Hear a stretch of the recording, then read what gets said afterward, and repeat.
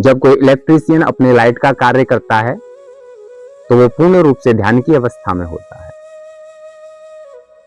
जब कोई ड्राइवर अपने वाहन का संचालन करता है तो वो पूर्ण रूप से ध्यान की अवस्था में होता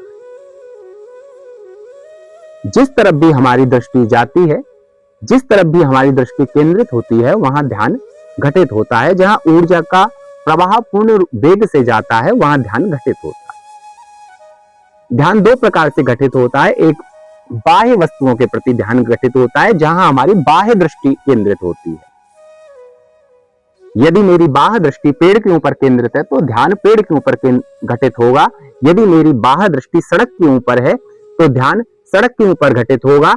इसी प्रकार से भौतिक संसार में, भौतिक जगत में रहते हुए सदैव मनुष्य की दृष्टि बाह्य जगत की ओर होती है, इसीलिए ध्यान बाह्य ओर घटित होता है। इसी स्थान पर एक आध्यात्मिक रूप से यदि देखा जाए तो जो योगी की दृष्टि होती है वो अंतर्मुखी होती है, अंतर्दृष्टि जागृत होती है, इसलिए वही ध्यान अंदर की ओर घटित होता है। एक साधारण मनुष्य भी ध्यान की अवस्था में है, एक योगी भी ध्यान की अवस्था में है। फर्क सिर्फ इतना है कि एक योगी का ध्यान अंदर घटित होता है और एक साधारण मनुष्य का ध्यान बाहर की ओर घटित होता है।